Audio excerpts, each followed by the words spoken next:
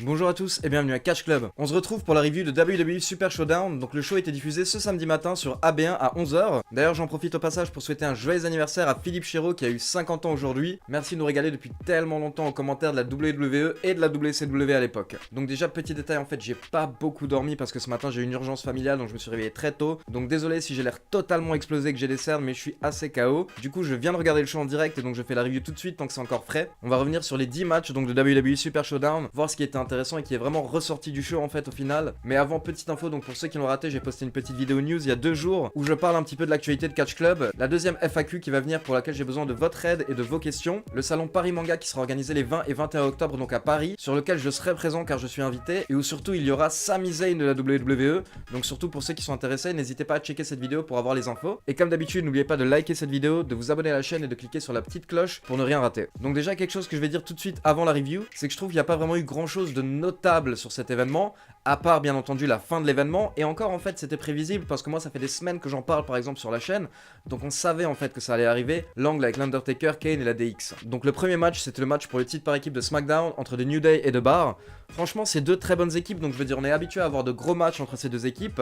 Encore une fois on a eu un bon match, un match solide, des échanges vraiment très intéressants et dynamiques entre les deux équipes. Maintenant pour moi il n'y avait pas vraiment de suspense parce que je voyais mal The Bar gagner le titre alors qu'il n'y avait pas vraiment de build-up derrière en fait. Et du coup c'est ce qui s'est passé, donc The New Day ont conservé leur titre. Très beau finish par contre au niveau du match avec un backstabber en fait de Xavier Woods sur Cesaro, suivi d'un stomp de la troisième corde en fait de Kofi Kingston sur Cesaro. Le finish était visuellement très cool. Après voilà, moi j'ai hâte de voir la suite au niveau de la division par équipe parce que je trouve vraiment, comme je vous l'ai déjà dit dans d'autres vidéos, qu'actuellement c'est mou. Et surtout il y a des équipes qui ont totalement disparu comme les Usos ou encore Gallows et Anderson, et je parle même pas de Sanity qui au final n'ont jamais vraiment existé pour le moment à SmackDown. Donc bon, il faut un petit shake-up dans la division par équipe et j'espère que ça va arriver dès maintenant. Donc ensuite le second match c'était le match pour le titre féminin de SmackDown entre Charlotte et Becky Lynch. Donc moi vous le savez, actuellement j'adore Becky. Donc encore une fois, et je crois que je vais me répéter un petit peu toute la soirée, on a eu un très bon match entre les deux catcheuses. C'était intéressant, c'était physique. Maintenant je pense que personne ne s'attendait à voir Becky Lynch perdre le titre aussi rapidement, et on s'attend tous de nouveau à un match entre les deux lutteuses au pay-per-view 100% féminin Evolution. Donc au final, résultat logique, c'est Becky Lynch qui a conservé son titre,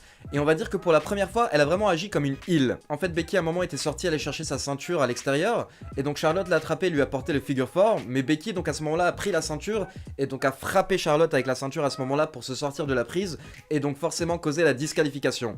Donc au final c'est Charlotte qui a remporté le match mais par disqualification, donc Becky Lynch conserve son titre. On va dire que c'est la première fois en fait qu'elle agit plutôt comme une méchante, parce que ça c'est plutôt une tactique de méchante qu'utiliser un objet pour remporter un match, ou en tout cas pour essayer de conserver son titre et s'échapper du match. Et surtout en fait à la suite du match, Becky Lynch ne s'est pas arrêtée là, elle a attaqué Charlotte en lui portant un explodeur à l'extérieur, puis un coup de genou directement à la tête. Donc voilà, c'est ce caractère de Becky Lynch en fait, cette intensité qui fait que là en ce moment les fans sont totalement derrière elle. Malheureusement pour Charlotte, elle a un petit peu ce rôle ingrat de babyface qui n'est pas aimé par la foule, donc pour elle cette rivalité avec Becky Lynch c'est une situation quand même plutôt compliquée à gérer. Donc ensuite le troisième match de la soirée c'était le match par équipe entre John Cena et Bobby Lashley contre Elias et Kevin Owens, et donc en fait on a eu la bonne surprise d'avoir Elias et Kevin Owens qui étaient présents dans le ring pour un instant musical comme d'habitude avec Elias, et donc c'était cool parce que comme d'habitude avec Elias la foule était vraiment dedans, et ce qui était génial en fait c'est qu'il a commencé en jouant les notes d'ACDC Thunderstruck, un son que j'adore personnellement, du coup ça m'a vraiment fait kiffer de voir ça. Ensuite entrée de Bobby Lashley. Bobby Lashley d'ailleurs j'en ai parlé sur Twitter, beaucoup d'entre vous me demandent selon moi qui est mal utilisé en fait à WWE actuellement, et je mettrai clairement Lashley dans cette case parce que depuis qu'il est arrivé en fait je trouve qu'il est totalement perdu. Ils essaient de le faire passer pour un mec gentil, bisounours, cool avec tout le monde, mais au final en fait moi c'est pas du tout le Lashley que j'ai envie de voir. J'ai envie de voir un Lashley destructeur, j'ai envie de voir un Lashley monstrueux, peut-être même un Lashley heel, mais en tout cas une version de Bobby Lashley qui se rapprocherait beaucoup plus de Brock Lesnar que d'un catcheur lambda comme on l'a actuellement à la WWE. Forcément très grosse réaction de la foule pour John Cena qui effectue son retour après plusieurs mois d'absence à la WWE, mais au final dans le match on n'a pas beaucoup vu Cena. Il a peut-être été dans le ring 5 minutes grand maximum. Du coup j'ai vu qu'il y a pas mal de personnes qui ont critiqué John Cena sur Twitter parce que justement en fait il a pas fait grand chose dans le match, mais au final c'était un match surtout pour divertir la foule et pour avoir la présence de John Cena, donc il n'avait pas besoin de faire grand chose, la foule était ravie de le voir et ça s'est vu. Et pour ceux qui sont au courant, j'avais parlé de la nouvelle prise de John Cena sur ma chaîne, n'hésitez pas à jeter un coup d'œil à la vidéo, donc je la mettrai juste ici. En fait John Cena avait expliqué qu'il avait appris une nouvelle prise en Chine et il avait présenté cette prise justement il y a quelques semaines lors du show de la WWE qui était en Chine, et du coup en fait il y a eu une certaine déception des fans parce qu'au final sa prise c'est juste un coup de poing. Je veux pas avoir l'air négatif, mais c'est vraiment rien d'impressionnant, surtout de la manière dont il l'a hypé, et quand on connaît un petit peu les arts martiaux et je veux dire toutes les techniques qui sont imaginables, il aurait pu trouver quelque chose d'un peu plus impressionnant et pas si compliqué je pense. Et au final on se demandait si Cena allait à nouveau utiliser cette prise, et il l'a utilisé. C'est lui qui a remporté le match, donc en portant d'abord son FU sur Elias, et après quand Elias s'est relevé, il a porté ce coup de poing. Personnellement je suis pas fan, après voilà c'est John Cena, donc bon il fait ce qu'il veut, et puis je veux dire d'un côté Hulk Hogan, son finish pendant 30 ans c'était une descente de la cuisse, donc bon il y a aussi moins impressionnant que ça. Et d'ailleurs Cena a pris le micro après le match pour s'adresser au public, et en gros en fait il a expliqué que malgré le fait qu'il n'est pas toujours présent actuellement, il n'oubliera jamais d'où il vient et que sa maison c'est la WWE. Il a expliqué au public qu'il y avait rien de mieux que ce sentiment de 70 000 personnes qui gueulent devant lui et qu'il adorera toujours ça en fait. Il ne sait pas pour le moment ce que le futur lui réserve, mais là en tout cas tout ce qu'il voulait c'était profiter du moment présent. Le quatrième match de la soirée, donc c'était un match par équipe entre les Iconics et Asuka et Naomi. Si vous avez vu ma dernière review de SmackDown, vous savez que personnellement je suis pas du tout intéressé par cette feud. Je sais pas trop à quoi elle sert, à part à mettre Iconics en avant chez elle, parce que les deux viennent d'Australie, donc là elles étaient devant leur public. Par contre déjà première réaction, le public n'en avait pas grand chose à faire. On a eu un match très court, moins de 6 minutes, et en fait à la fin Billie Kay s'est débarrassée d'Asuka en la jetant donc contre les barrières de sécurité, puis elle a tenu Naomi, ce qui a permis à Peyton Royce de lui porter un coup de genou, et au final c'est les Iconics qui ont gagné à domicile, donc clairement je pense que pour les catcheuses ça devait être un grand plaisir en fait que de rentrer à la maison et de pouvoir gagner devant leurs amis et leur famille. D'ailleurs la WWE a posté une vidéo des deux lutteuses juste après où elles pleuraient parce qu'elles étaient très heureuses de voir que leur famille a pu assister au match. Après moi personnellement j'accroche toujours pas pour le moment, mais je demande à voir comment elles vont évoluer, mais pour moi en fait il y a encore beaucoup de travail pour les Iconics. Après Asuka et Naomi je sais même pas quoi dire dessus, c'est un petit peu une équipe qui sort de nulle part au final juste pour affronter Iconics en Australie, et puis Asuka quoi, s'il vous plaît faites quelque chose avec Asuka, redonnez-lui sa crédibilité, et remettez-la dans des rivalités solides pour qu'elle puisse à nouveau montrer en fait ce qu'elle vaut. Alors maintenant 5ème match du show, potentiellement le match que j'attendais le plus parce que j'adore cette rivalité actuellement, c'est la rivalité entre Samoa Joe et AJ Styles. Je trouve qu'on peut dire qu'il y a de l'attitude dans cette rivalité, on va un petit peu plus loin que dans les feuds habituels de la WWE, ils ont intégré la famille de AJ Styles, Samoa Joe s'est rendu chez lui, il a vraiment un côté psychopathe dans cette rivalité, donc moi personnellement j'ai accroché, et puis j'adore les deux catcheurs de toute manière à la base, et du coup personnellement j'ai adoré ce match parce que pour moi on a vraiment senti une différence par rapport au match précédent, dans le sens où les deux catcheurs se sont dit ben voilà maintenant il faut passer à l'étape supérieure, faut augmenter l'intensité et faut vraiment y aller à fond. Du coup ça s'est senti, je vais dire, les catcheurs se frappaient fort pendant le match, d'ailleurs très rapidement AJ Styles était ouvert à la bouche et il saignait, mais les gars ont pas hésité à se démonter, que ce soit la poitrine, le dos ou quoi que ce soit. La violence des chops ou des atémis de Samoa Joe sur AJ Styles, parfois c'était affolant. Et voilà en fait, je veux dire, là on sent une évolution au cours de la rivalité, et c'est un petit peu ce qui me manquait je trouve dans la rivalité entre AJ Styles et Shinsuke Nakamura, c'est que je trouve qu'on avait un petit peu les mêmes matchs à la suite, avec au final en plus toujours les low blows pour terminer, donc ça devenait un petit peu répétitif et redondant. Là, la feud entre AJ Styles et Samoa Joe, ça augmente à chaque fois en intensité, ça passe à un niveau supérieur à chaque match, donc moi vraiment j'ai apprécié ce match, j'ai apprécié la violence en fait démontrée par les deux lutteurs, sachant que malgré tout c'était quand même très safe et que les deux se connaissent, donc ils savent comment travailler ensemble. À un moment donné dans le match, donc AJ Styles avait Samoa Joe sur ses épaules, et au final il l'a fait passer à travers une table, et à la suite de ce spot, donc Samoa Joe a vendu une blessure à la jambe pendant tout le match, et au final c'est cette blessure qui a fait perdre Samoa Joe. Le match s'est terminé avec AJ Styles qui portait son calf crusher sur Samoa Joe, et au final Joe a hésité pendant quelques minutes et il était tout proche des cordes, mais malgré tout il a abandonné. En tout cas pour moi c'était le meilleur match de la soirée jusqu'à là, et c'était clairement un des deux meilleurs matchs de tout le show. Donc ensuite 6ème match, c'était le match à 6 féminin entre Ronda Rousey et les Bellas contre le Riot Squad. Et donc pour ceux qui sont au courant, je vous avais déjà parlé du fait que lors du pay-per-view 100% féminin Evolution, Ronda Rousey risque sûrement de défendre son titre contre Nikki Bella. Donc forcément il va falloir commencer à créer une rivalité entre ces deux lutteuses, et on a commencé à voir quelques signes lors de ce match. Par exemple au début du match, Ronda Rousey et Nikki Bella voulaient toutes les deux commencer le match, et au final elles se sont pas pris la tête, mais elles se sont expliquées très rapidement au début, et c'est Nikki Bella qui a commencé le match. Et lors des premières minutes en fait, à chaque fois que Ronda Rousey voulait taguer, et bien Nikki Bella choisissait plutôt sa sœur et évitait Ronda Rousey. Mais au final ça a pas duré très longtemps et il n'y a pas eu vraiment de gros problèmes entre Ronda Rousey et les Bellas. Ça a été un match classique d'une dizaine de minutes avec encore une fois par contre un très beau finish, dans le sens où c'était un finish qui change. En fait ce qui s'est passé c'est qu'à la fin du match, Ronda Rousey avait les bras de Liv Morgan et de Sarah Logan, et elle leur a porté une clé de bras à toutes les deux en fait. Donc elle s'est jetée en arrière et elle a porté un double armbar, et elle les a fait abandonner donc toutes les deux, et a remporté la victoire pour son équipe. Ensuite 7ème match de la soirée, donc c'était le match de 205 Live, le match pour le titre Cruiserweight entre Cedric Alexander et Buddy Murphy. Buddy Murphy, donc comme les Iconics, il était chez lui, il vient d'Australie, et par contre lui il a reçu un vrai accueil, il était reçu comme un héros local. La foule le connaissait apparemment mieux que les Iconics, alors que pourtant le gars lutte à 205 Live, un show qui est pas vraiment beaucoup regardé, mais du coup c'était cool parce que la foule s'est réveillée et elle était vraiment derrière lui. Et ce qui était vraiment aussi très sympa, c'est de voir Cedric Alexander défendre son titre sur une carte principale d'un pay-per-view, parce que souvent en fait soit il est sur le pré-show, soit il est même pas du tout sur la carte du show, Donc là en fait il a pu nous démontrer tout son talent. Et putain quoi, mais les deux gars nous ont mis une grosse claque. Je pense que pour toutes les personnes qui regardent pas 205 Live, bah en tout cas ça les réveille et ça leur donne envie d'aller regarder ce show. Vraiment les deux gars ont travaillé parfaitement. Et pour moi limite c'était le plus beau match de la soirée. Je sais que ça peut paraître fou parce que c'est deux lutteurs cruiserweight, c'est deux poids légers. Mais honnêtement je veux dire de la manière dont ils sont donnés à fond, moi ça a été mon match préféré de la soirée. Vraiment j'étais à fond dedans. Et je m'attendais pas vraiment à avoir un changement de titre lors de ce show. Donc vraiment j'étais super étonné. Parce qu'à la fin donc c'est Buddy Murphy qui a remporté le match avec son Pump Handle Driver. Et honnêtement la foule était super contente. Du coup elle a explosé pour lui. Et ça faisait plaisir à voir. En tout cas félicitations à Buddy Murphy. Je pense que ça a dû lui faire vraiment super plaisir que de remporter le titre chez lui devant son public. Allez on passe au 8ème match de la soirée. Donc c'était le match entre The Shield et McIntyre, Ziggler et Strowman. Donc déjà première chose qui m'a étonné, c'est que lors de l'entrée du Shield en fait le public était assez calme.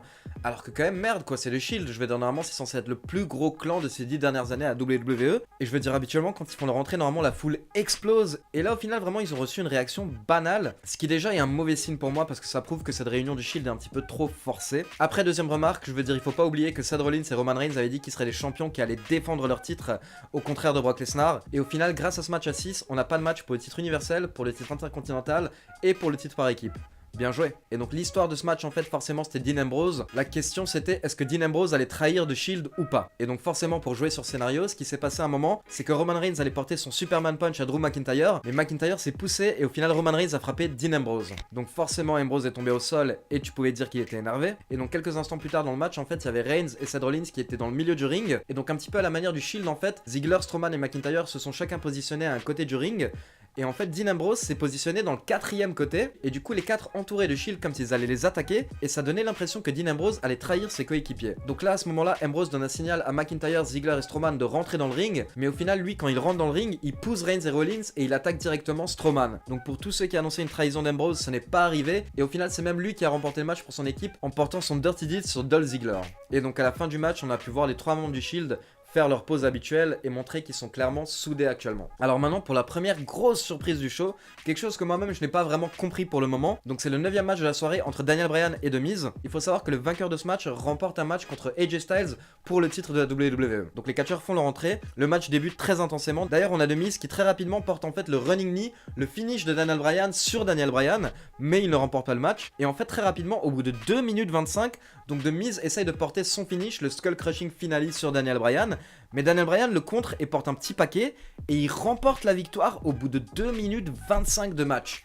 Donc là vraiment j'étais sur le cul, honnêtement je faisais même pas trop attention parce que le match venait de débuter, donc je veux dire je regardais à peine, je pensais pas que ça allait se terminer aussi rapidement. Et limite en fait je me suis demandé si c'était pas une erreur de l'arbitre, si c'était pas un botch. Parce que t'as l'impression que Daniel Bryan est un petit peu étonné, mais d'un côté t'as aucune impression que Miz a essayé à un moment donné de contrer le petit paquet. Donc d'un côté j'ai l'impression qu'au final c'était vraiment ce qui était censé se passer et que forcément en fait tout ça va avancer lors de SmackDown et qu'on va avoir un Miz ultra énervé qui va essayer de s'expliquer ou alors de dire que l'arbitre a fait une erreur. Mais pour la peine je pense que personne ne s'attendait à un match aussi court. Et enfin on passe au main event du show, donc l'Undertaker accompagné par Kane face à Triple H accompagné par Shawn Michaels. Donc au moment où le match allait débuter, l'arbitre annonce qu'au final c'est un match sans disqualification, donc je veux dire on comprend tout de suite que ça va partir en couille. Et au final je veux dire très rapidement il y a eu beaucoup d'interventions, Shawn Michaels qui essaie d'intervenir pour aider Triple H, d'ailleurs à un moment sans que personne lui demande, on voit Michaels qui est en train de sortir une table sous le ring pour commencer à la mettre en place, et au final d'ailleurs c'est Kane qui passera à travers cette table par la suite dans le match, donc Kane sera allongé sur la table, et Triple H en fait va lui porter une descente du coude à partir du ring. Je veux dire là en fait ils ont utilisé un petit peu tout ce qu'ils pouvaient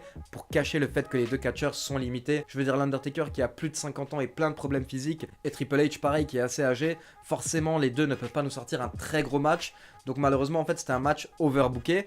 Après je ne dis pas que c'était nul, je veux dire moi personnellement le match ne m'a pas déplu. Après le match ne m'a pas non plus emballé plus que ça, parce qu'honnêtement par moments c'était vraiment très lent. Après je veux bien que ce soit deux très grandes stars et que du coup on s'attend pas à du très grand catch comme je viens de l'expliquer, mais il y avait des moments où je trouve que c'était quand même un petit peu trop lent. Et puis je veux dire surtout en fait peu importe le résultat, beaucoup de fans savaient ce qui allait se passer à la fin du show, parce que je veux dire par exemple moi j'en avais parlé pas mal justement sur ma chaîne, et donc à la fin du match comme Kane était passé à travers la table, au final il pouvait plus intervenir, et donc c'est devenu plus ou moins un 2 contre 1. Shawn Michaels s'est monté sur le ring et il a clairement totalement aidé Triple H, il a porté 2 switch in music à l'Undertaker, Triple H lui a également porté un coup avec son sledgehammer, et au final Triple H a terminé en portant son pedigree, et donc il a remporté le match, et il a battu l'Undertaker dans ce qui est donc le dernier match solo entre ces deux catcheurs. Et donc en fait le plus important c'était pas ça, mais c'est ce qui s'est passé justement après le match. match. Donc là, Triple H et Shawn Michaels se sont pris dans les bras et l'Undertaker commençait à se relever en regardant la scène avec Kane. Du coup, là, Triple H est allé vers l'Undertaker et au final, il lui a tendu la main et il l'a aidé à se relever. Et donc là, on a eu une très belle image en fait avec les 4 catcheurs qui ont célébré ensemble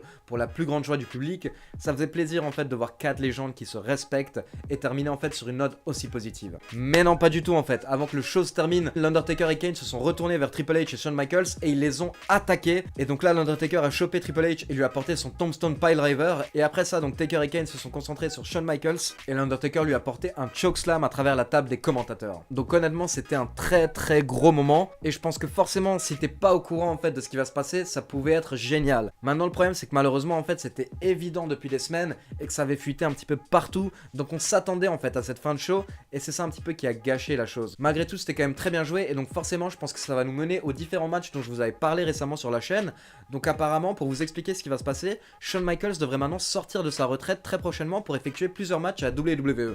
Le premier match, ce serait donc un match lors de WWE Crown Jewel qui aura lieu donc en Arabie Saoudite. Et donc le match sera un match par équipe entre la DX, Triple H et Shawn Michaels contre Kane et l'Undertaker. Après ça, il serait possible que Shawn Michaels reste encore à la WWE pour 1 ou 2 matchs, dont un match solo contre l'Undertaker. Donc bon, ça reste des rumeurs pour le moment, mais je veux dire au final, plus ou moins tout ce qui avait fuité ces dernières semaines est en train de se réaliser.